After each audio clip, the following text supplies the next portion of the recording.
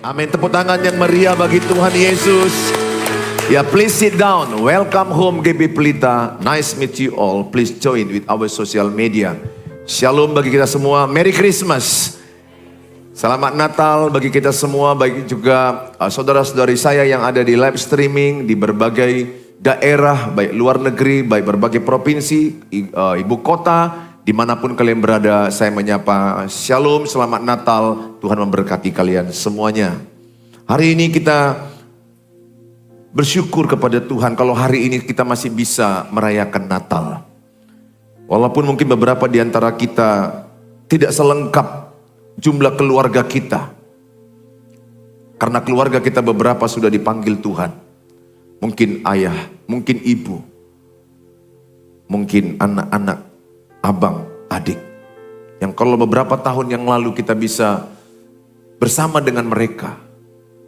Tetapi tidak ada yang abadi di dunia ini. Dunia ini bukan tempat abadi kita. Tidak ada yang kekal. Kalaupun engkau mengalami duka atau mengalami persoalan apapun, saya hanya katakan bersukacitalah engkau di Natal ini. Karena Yesus datang membawa kabar sukacita. Saya menyampaikan firman Tuhan dari Lukas 2 ayat 14. Kemuliaan bagi Allah dan damai di bumi. Lukas 2 ayat 14. Kemuliaan bagi Allah di tempat yang maha tinggi dan damai sejahtera di bumi di antara manusia yang berkenan kepadanya. Ada dua hal yang akan saya sampaikan supaya saudara pulang. Yang pertama, saudara hidup memuliakan Allah. Yang kedua, saudara pulang menjadi pembawa damai dimanapun saudara berada. Dimanapun saudara berada, saudara adalah pembawa damai sejahtera. Yang pertama saya akan terangkan dalam Yohanes 17 ayat 4. Mari sama-sama kita baca dengan semangat. 1, 2 ya. Aku telah mempermuliakan engkau di bumi dengan jalan menyelesaikan pekerjaan yang engkau berikan kepadaku untuk melakukannya. Menyelesaikan pekerjaan. Sama-sama katakan, saya menyelesaikan pekerjaan. Saya menyelesaikan pekerjaan. Yesus lahir ke dunia. Diutus oleh Allah Bapa. Dan dia melakukannya.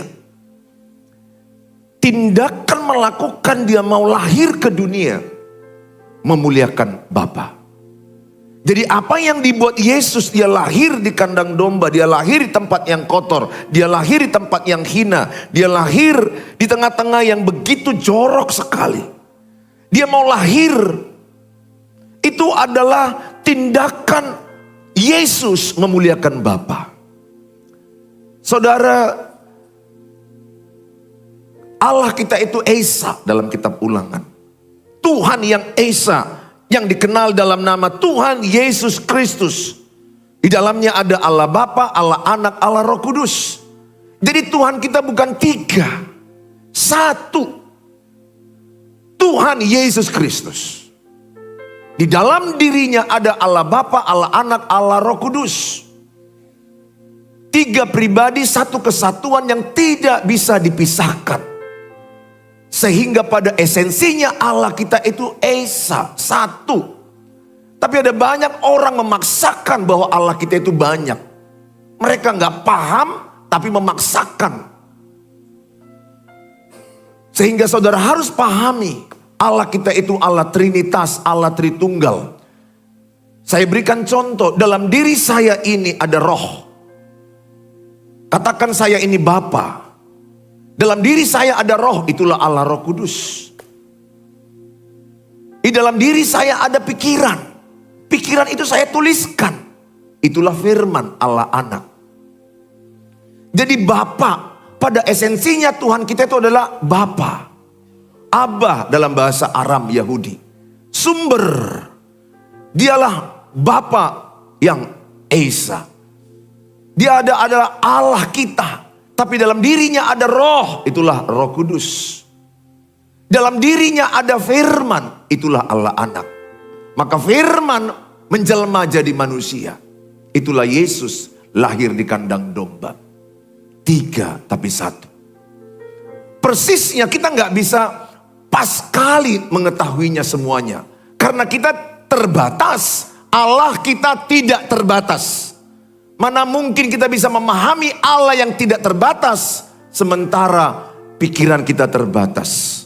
Maksud saya, semuanya persis tentang kealahannya, saya percaya masih ada misteri. Yang kita mungkin hanya akan tahu jelasnya itu ketika di surga. Yesus lahir ke dunia, lahir untuk mati.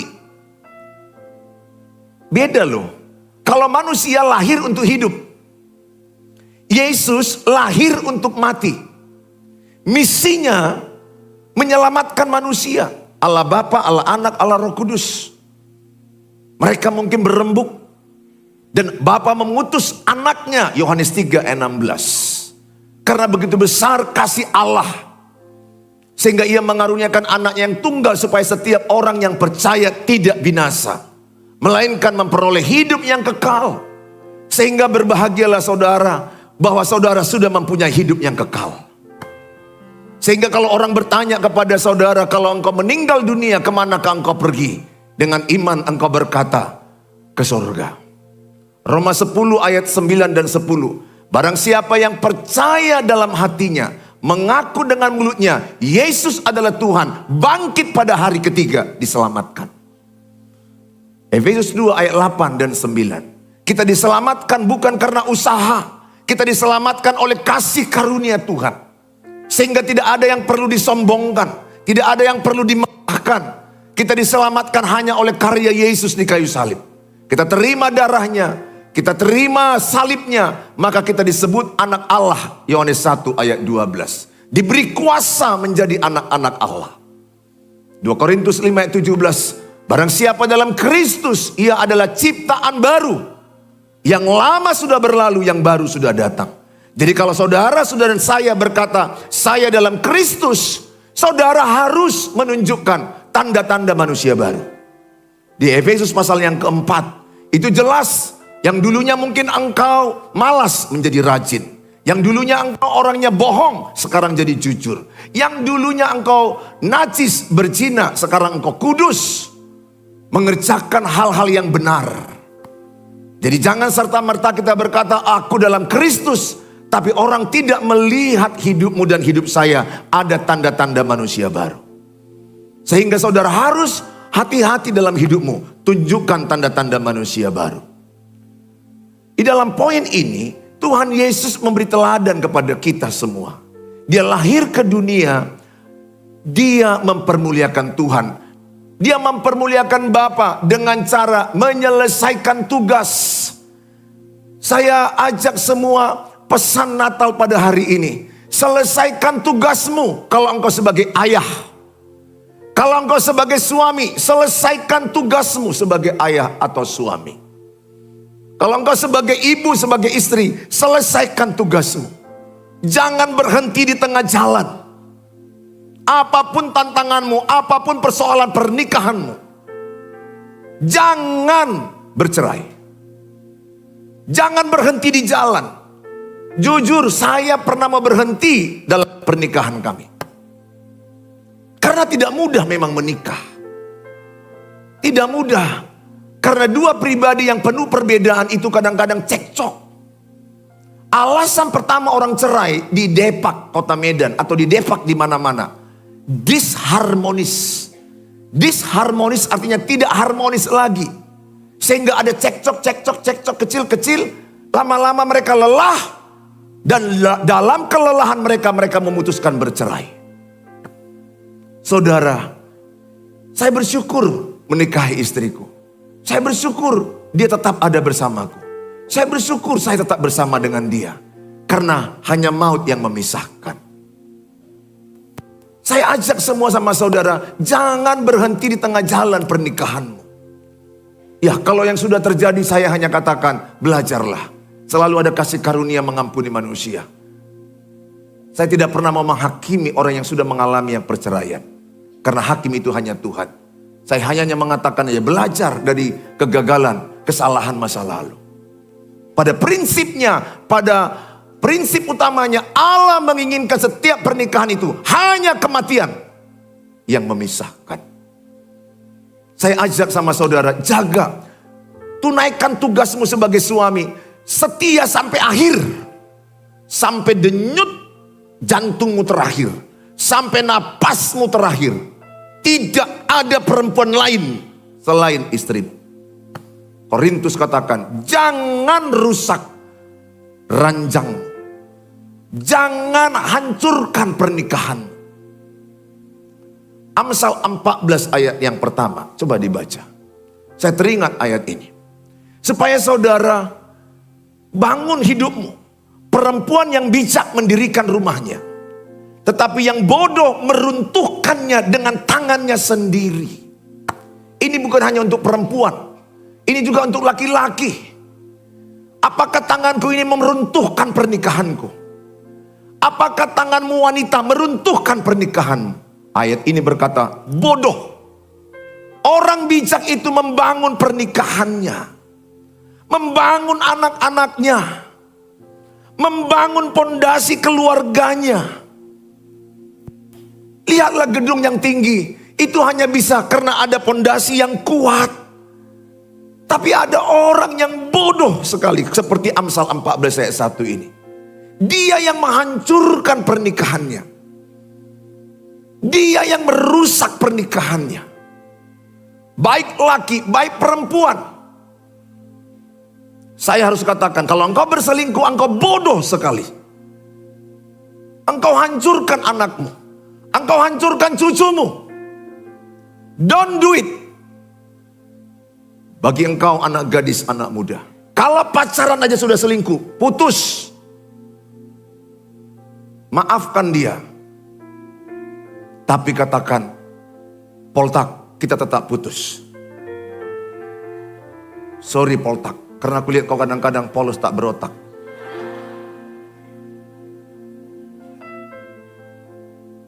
Jangan teruskan.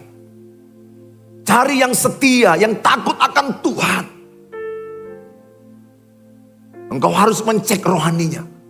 Engkau harus mencek jiwaninya. Engkau harus mencek badaninya. Badannya pun dicek bila perlu. Itu loh undang-undang pernikahan. Ada bagusnya cek darah, sama-sama cek darah. Karena ada sepupuku menikah, ternyata suaminya sudah pemakai narkoba. Ketahuan di pernikahan, bubar. Kasihan. Wajah keren. Dia nggak tahu suaminya sudah pemakai sejak lajang. Nggak satu, nggak dua kejadian ini. Ada bagusnya, jujur cek darah. Mana tahu sudah AIDS. Kita jujur. Kalau memang kita sakit dia mau terima, ya puji Tuhan. Zaman sekarang harus cerdas. Jangan serahkan borumu sama orang yang narkoba, pemakai aktif. Kalau dulu pernah, oke, dulu pernah. Semua juga orang punya masa kekelaman, masa yang gelap, masa yang salah. Tapi kalau dinikahkan sama pemakai narkoba, saya udah lihat rumahnya dibakar, anaknya mau dibunuh, istrinya mau dibunuh, ngadunya ke saya. Saya hanya bilang, itu sudah pidana. Kalau dia membunuhmu, dia membakar rumahmu, lapor polisi, dilapor. Saya suruh. Tangkap, masuk penjara. Udah masuk dia Pak Pendeta. Saya bilang itu pelajaran sama dia. Narkoba itu pidana. Tindakan mengancam membunuh itu pidana. Membakar rumah itu pidana. Saya tidak mau polos jadi pendeta. Oh gak apa-apa Bu, tetap aja kau itu salibmu. Kalau nanti malam dia mati, datang anak-anaknya, Pak Pendeta, nasihatmu sudah dilakukan. Mamaku sukses dimatikannya tadi malam. Aku tidak mau jadi pendeta bodoh. Saya ajak sama saudara, be careful ya anak-anak gadis. Jangan ketipu lihat pria ganteng. Amsal 31 ayat 30, kegantengan adalah sia-sia. Ketampanan adalah kebohongan. Carilah laki-laki yang takut akan Tuhan. Ya, Itu kan bunyinya kan wanita. Kecantikan, kesia-siaan, kemolekan, kebohongan. Carilah wanita yang takut akan Tuhan. Sama aja dibalikkan. Jadi cari laki-laki yang bertanggung jawab. Ketika dia mau menikahimu, ambil laki-laki yang bertanggung jawab. Ingat, pernikahan yang memilih itu hidupmu, anak gadis. Jangan kau suruh Tuhan memilih. Dirimu yang memilih itu. Tapi minta hikmat dari Tuhan. Minta tuntunan dari Tuhan. Dengan siapakah aku menikah? Dan pesanku, carilah suami, calon suami yang bertanggung jawab. Bertanggung jawab kepada Tuhan. Bertanggung jawab kepada orang tuamu. Bertanggung jawab kepada dirimu. Yang merawatmu seumur hidupnya. Sampai kematian. Ketika engkau memilih calon suami, ingat, engkau memilih seseorang seumur hidupmu. Kalau dia berbuat baik, engkau akan diberkati. Kalau dia berbuat jahat, seumur hidupmu disakiti. Makanya agak telat sedikit gak apa-apa. Pilih yang takut akan Tuhan. Pilih yang bertanggung jawab. Yang mau berkata samamu. Sampai maut memisahkan. Aku akan jaga kau. Aku akan rawat engkau. Sampai napasmu terakhir. Atau napasku terakhir. Aku bersamamu. Ketika engkau sakit, aku akan ada di samping. Cari laki-laki yang kalau engkau sakit, dia mau duduk di samping. Cari yang seperti itu, walaupun kau lihat mukanya nggak jelas. Antara mulut dan hidung balap-balapan. Percaya saya bilang, ketampanannya tidak membuat kau bahagia. Bahkan ketampanannya membuat kau menderita. Saya tidak tolak orang tampan. Tapi cobalah saking tampannya dia pergi aja ke Pajak Cahaya. Semua yang jualan itu melirik dia. Janda muda, janda tua, janda kembang, janda miskin. Semua akan mengganggu dia. Kau akan repot merawat ketampanannya. Yang kalau sikit-sikit nanti, bang tolong bang bocor seng kita. Ah panas, panas, panas. Nanti pipiku kering. Sunblock dulu lah, sunblock. Jijaya kulitnya laki-laki pakai. Aku nggak larang ya, tapi aku nggak pakai itulah. Di sini laki-laki, sorry ya. Mana tahu ada laki-laki sikit-sikit sunblock lah, panas, panas. Akhirnya suamimu merawat wajahnya dan kau perkasa naik ke atas tank. Dan engkau teng tong, so terpakai ho. Maksudnya nggak terpakai laki-laki seperti itu. Cari laki-laki yang takut akan Tuhan. Yang mau berkata, aku mau menyelesaikan pernikahan sampai kematian. Hanya kau satu-satunya. Dan Efesus 4 ayat 27. Jangan beri kesempatan kepada iblis. Jangan ada celah. Jangan ada orang ketiga dalam pernikahan. Bahkan saya berdoa, isu pun jangan ada. Isu pun jangan ada. Jaga betul batas-batas dengan lawan jenis. Healthy distancing. Batas, jaga jarak. Karena engkau mau pernikahanmu kudus. Dimulai dengan pacaran kudus. Sehingga engkau jaga jarak. Bilang sebelahnya, jaga jarak. Jangan terlalu dekat dengan suami orang. Bilang sebelahnya, jangan terlalu dekat dengan suami orang. Ada lu wanita kadang-kadang yang dodong, ada. Suami orang punya anak 5, didekati terus. Ini kan perempuan dodong ini. Dia menciptakan neraka dalam hidupnya. Ngapain? Anaknya 3 mengutukimu. Istrinya mengumpatimu. Jangan lakukan itu. Jangan. Juga engkau laki-laki, jangan jaga jarak dengan istri orang lain. Jaga jarak. Jangan lihat-lihat istri orang lain lama-lama. Mama aja lihat. Sama nenekmu, opung, si dapot, boru. Itu kau lihat-lihat. Yang udah keriput. Sekali lagi. Cari yang bertanggung jawab ya anak gadis. Cari yang apa? Bertanggung jawab. Sekali dia menikahimu. Dia berkata, hanya kau satu-satunya. Cari itu. Masalah giginya maju mundur, nggak apa-apa. Bisa ditukangi, bisa di toko-toko, bisa. Bisa, itu gampang itu. Masalah dia ininya kasar, di amplas bisa. Karena kalau pergi kalian ke oplas ke Korea kan mahal. Kertas pasir aja, selesai. Itu nggak esensi itu, nggak esensi. Itu bisa. Bau badannya bang, bau kasih tawas, kasih Rexona banyak-banyak. Kalau dia ulang tahun, Rexona itu kasih 10 sama dia, udah. Baru cowok itu bertanya, kenapa kau kasih Rexona? Ya lihat aja apa arti Rexona itu. Karena aku lihat pede kali abang. Tapi aku suka sama abang. Hanya satu kelemahannya, bau kali badannya. Ada loh orang bawa badan gak sadar, ada. Dan pede kali juga dia mendekati orang, pede kali dia. Sampai digini-ginikannya lagi orang. Oh, sementara yang perempuan itu Tuhan. Oh Tuhan, mendekati neraka lah hidupku. Tapi kalau dia bertanggung jawab, pilihlah dia.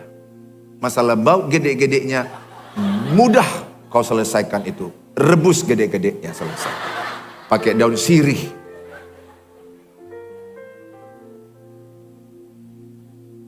Ingat, karakter itu gak bisa dibentuk seketika. Karakter itu dibentuknya lama. Dan karakter itu yang mempertahankan pernikahan. Dan karakter itu yang membuat kau bahagia. Percaya anak-anakku, anak gadis, anak muda, percaya. Cari yang takut akan Tuhan. Selesaikan tugasmu sebagai ayah, membesarkan anakmu. Berjuang. Mungkin anakmu kuliah gak ada uang kuliah. Ibu, mungkin engkau ibu single mom, seorang diri karena suamimu lari dengan perempuan lain. Banyak itu mengalami seperti itu. Pesanku samamu, jangan nikah lagi, jangan kawin lagi kalau bisa. Jangan kuasai hawa nafsu. Susah kau nanti. Walaupun setelah kematian, boleh gak meninggal kalau karena pasangan kematian meninggal? Boleh kan ayatnya. Tapi kalau menurut saya, kalau udah anakmu 3, udah, yang 3 itu aja besarkan. Yakin ku bilang, lebih susah hidupmu nanti. Karena laki-laki itu gak kusalahi menurut ayat. Karena kematian, perpisahan. Tapi siapa dia? Engkau adaptasi lagi. Anakmu yang 3 ini hancur. Belum lagi engkau punya anak dari dia. Menyeimbangkan itu gak gampang. Saya gak larang, saya gak bilang itu gak bisa. Tapi tidak baik. Karena fakta di lapangan itu banyak babak belur. Dia payah mengurus anaknya yang 3 ini. Karena si laki-laki ini datang dengan penuh tuntutan. Mana lagi laki-laki ini datang dengan kedagingannya, hawa nafsunya. Saya punya pasien seperti itu. Anaknya sudah 2. Dia pernah bercerai, menikah lagi. Dengan laki-laki yang sudah gonta-ganti berkali-kali menikah. Dia konseling sama saya. Dia bilang, kayak mana ini Pak Pendeta? Dia mengganggu cewek-cewek lagi yang lain.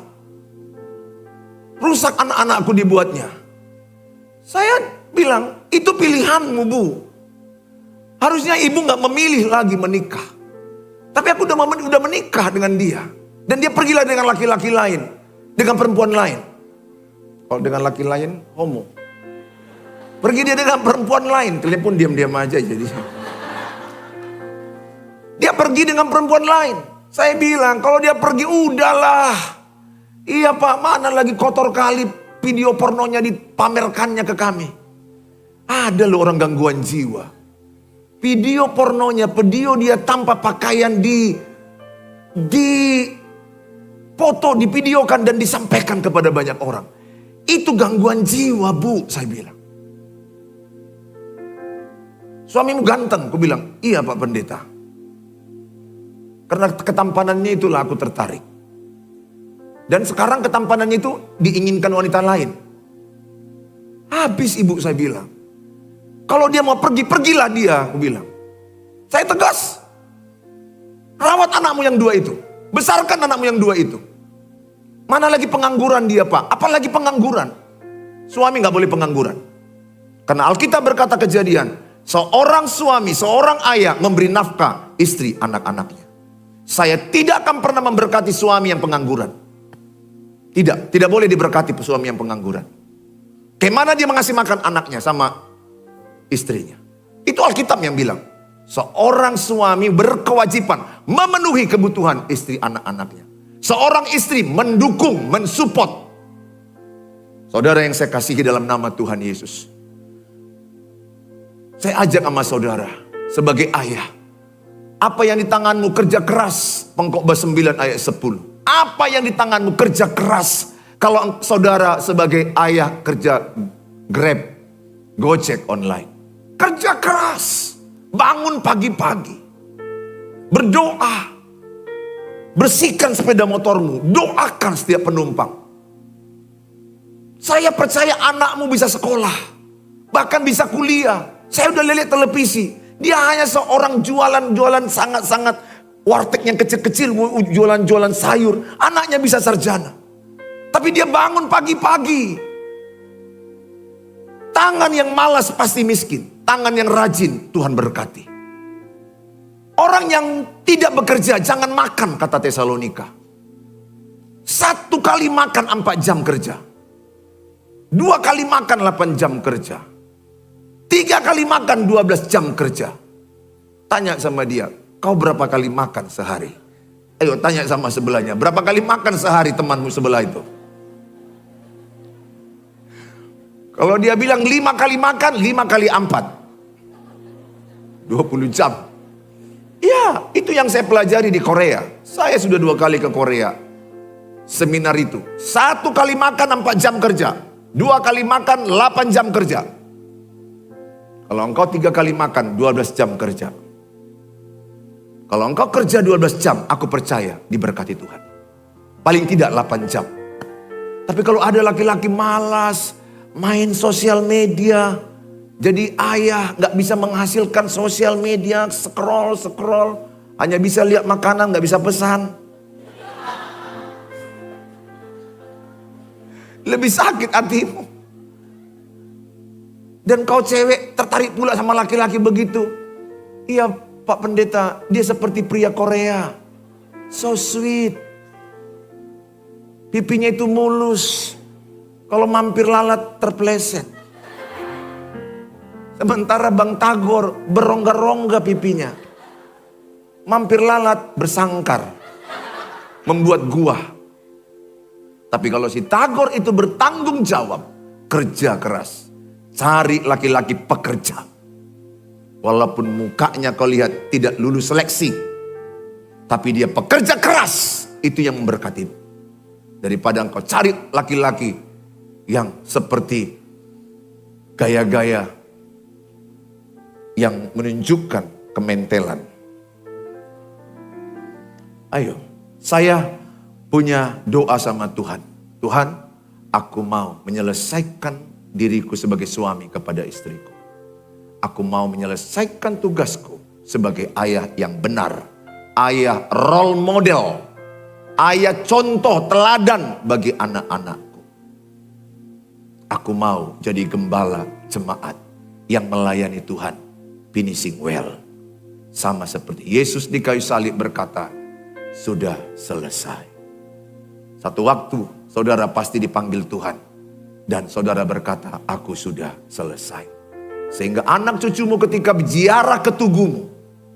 Cucumu berkata, ini opung doliku. Punya warisan. Setia sama opung boruku. Ini opung doliku, pekerja keras. Ini opung doliku, disiplin. Ini opung doliku, pencari Tuhan. Takut Tuhan. Nisanmu bicara kepada turunan. Jadikanlah hidupmu warisan. Hidupmu boleh 70, 80. Tapi seumur hidup cucumu turun-temurun akan membanggakan.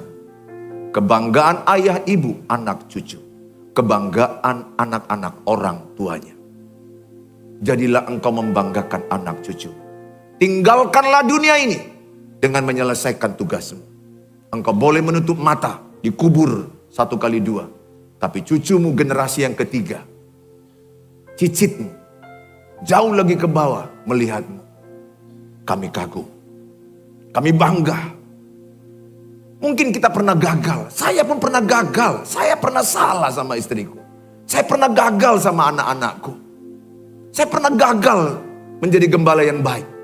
Tapi Amsal katakan orang benar 7 kali jatuh, 7 kali bangun. Artinya apa? Orang benar tidak boleh menyerah. Bu, saya menyampaikan ini, gak perlu tertuduh ibu. Kalau ibu pernah gagal, bangkit lagi. Saya pernah gagal, saya pernah salah. Belajar terus. Saya percaya, yang penting ada tekadmu. Tuhan, aku mau menyelesaikan pertandingan. Aku mau menyelesaikan pertandingan sebagai istri yang baik, sebagai ibu yang baik, sebagai opung boru yang baik, sebagai oma, nenek kepada keturunanmu. Punyalah spirit di hatimu, giving the best. Kerjakan. Kalau yang lalu, Tuhan ampuni kesalahan kita. Tuhan ampuni segala kesalahan kita. Yang penting tahun 2024 ini jangan ulangi kesalahanmu yang lalu. Kalau sempat engkau bermain-main dengan orang ketiga, yang lalulah itu, yang ke depan, no way. Kau setia, ambil keputusan. Aku mau jaga kekudusan, tubuhku adalah bait suci Allah.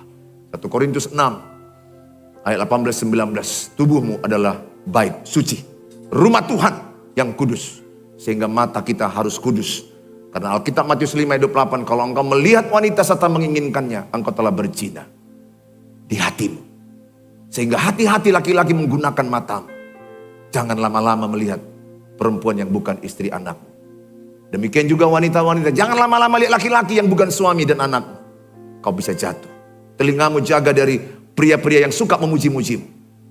Karena itu yang menjatuhkan banyak wanita. Pujian. Kau cantik, kau hebat, luar biasa. Pujian itu banyak membuat wanita jatuh. Saya berdoa, punyalah niat menyelesaikan tugasmu. Yang kedua, yang terakhir. Jadilah pembawa damai, saudara. Yesaya 9 ayat yang ke-5. Sebab seorang anak telah lahir untuk kita. Seorang putra telah diberikan untuk kita. Lambang pemerintahan ada di atas bahunya. Dan namanya disebutkan orang penasehat ajaib. Ini lagu diciptakan Pak Insinyur Niko. Jadi lagu. Dialah penasehat ajaib. Allah yang perkasa, Bapa yang kekal, Raja damai. Ini dituliskan 750 tahun sebelum Yesus lahir, sebelum Masehi. Raja damai. Maka Matius 5 ayat 9, next. Di Matius 5 ayat 9 dikatakan, sama-sama kita baca 1, 2 ya. Berbahagialah orang yang membawa damai, karena mereka akan disebut anak-anak Allah.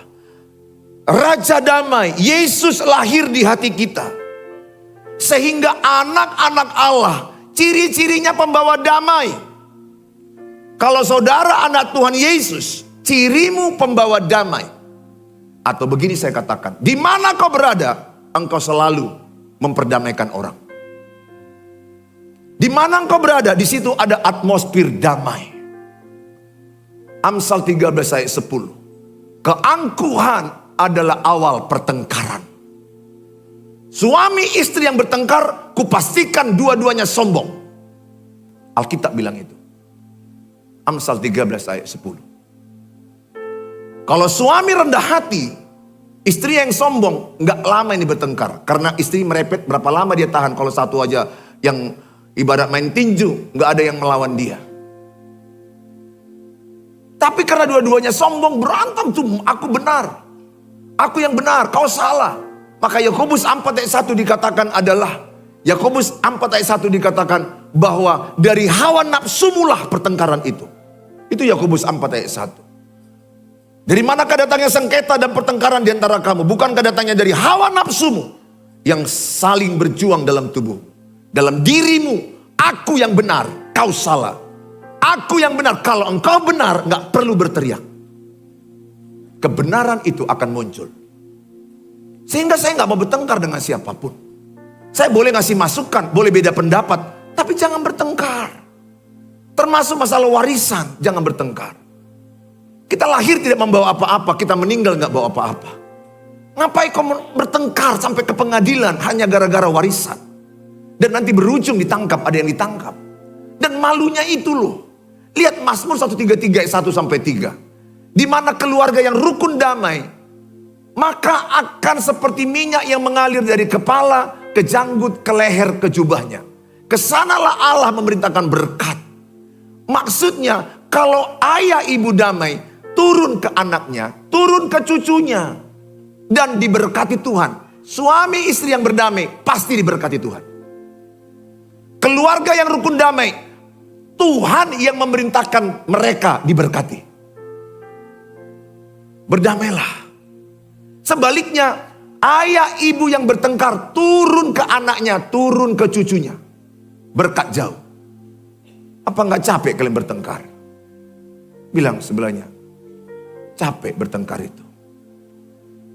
Jangan bertengkar lagi. Saya berdoa, suami banyak mengalah sama istri. Dan gak perlu hitung-hitung berapa kali engkau mengalah. Gak perlu. Saya pernah melakukan tindakan bodoh sama istri saya. Saya hitung-hitung. Udah 17 kali aku ngalah. Gak perlulah. Dia kan dalam saya. Kalau dia kusakiti kan aku menyakiti diriku. Kalau aku buat dia menang kan aku menang. Kalau aku kalahkan dia kan aku kalah. Jadi supaya aku menang, aku menangkan dia. Menang aku. Selesai. Gak perlu bertengkar. Kadang-kadang suami istri mau bertengkar hal-hal sepele. Hal-hal masalah, makan apa kita? Aku BPK. Aku gado-gado. Kan gak ketemu gado-gado BPK. Masa ada yang bertengkar hanya gara-gara itu? Kau aja menang gado-gado BPK. Suami yang baik itu bilang aja sama istri. Apa yang kau suka, aku suka. Ini enggak. Masalah warna rumah, masalah pot bunga. Ya Tuhan. Saya berdoa, pulanglah bawa damai. Berdamailah dengan Allah. Dosa-dosamu dan dosaku diampuni Tuhan. Berdamailah dengan dirimu. Terimalah cerita pahit hidupmu. Terimalah seluruh hal-hal yang buruk pada masa lalu. Kalau ada Yesus yang pahit jadi manis. Allah berkata Roma 8:28, Allah turut bekerja mendatangkan kebaikan. Di balik masalahmu ada kebaikan Tuhan. Ingat 1 Korintus 10:13, pencobaan yang kau alami tidak melebihi kekuatan. Artinya bahwa engkau lebih kuat dari masalahmu. Bertahanlah dalam penderitaanmu. Pesanku, berdamailah dengan sesamamu. Nanti di Natal ini ketika kau pulang ke rumah atau lagi makan, ada yang janjian makan ini, aku tahu. Sebelum kau makan, lakukan tindakan ini. WA-lah seseorang yang kau tahu gak enakan dengan dia. Mungkin itu edamu, mertuamu, iparmu, tetanggamu, teman kerjamu. Roma 12 ayat 10. Saling mendahului memberi hormat. WA dia. Horas, Shalom, Mama Jonathan. Selamat Natal. Maafkanlah edamu ini. Mama Rahel, aku telah bersalah kepadamu. Selamat Natal ya Eda, sehat-sehat ya kau Eda. Biar masuk kita 2024. Sampai ketemu kita nanti di kuburan Mama.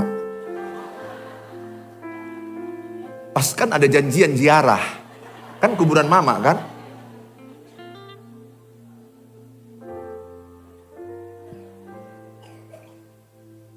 Lakukan ya, lakukan. Bilang sama dia, Merry Christmas, Happy New Year, Horas. Ya, itulah anak Tuhan Yesus. Yesus aja mau merendahkan hatinya turun. Mengosongkan kemuliaannya. Masa kau terus sombong? Dia kok yang salah, dia kok yang salah, dia kok yang salah. Udahlah, yang dewasa itu duluan menyapa. Yang dewasa itu mengalah. Ya, Mama mertuamu juga, selamat Natal Mak. Udah 3 tahun kau gak kunjungi mak mertuamu. Opung si dapot. Kau bawalah sarung cap gajah. Bawa daster 3. Pergilah. Jangan tangan kosong ke mertuamu. Jangan tangan kosong. Kalau ada, berikan. Gak boleh tangan kosong. Tapi kalau gak ada jangan paksa. Bawa. Maaf ya mak, aku salah menyakitimu. Udah. Gak usah bahas-bahas. Jangan udah maaf-maafan. Kayak mana ya mak warisan itu? Merbadai lagi kalian. Air mata udah keluar masuk lagi. Tuhan Yesus, Tuhan Yesus. Udahlah. Gak dapat kau warisan, dapat dari Tuhan. Yang penting kau berdamai. Tepuk tangan bagi Tuhan Yesus.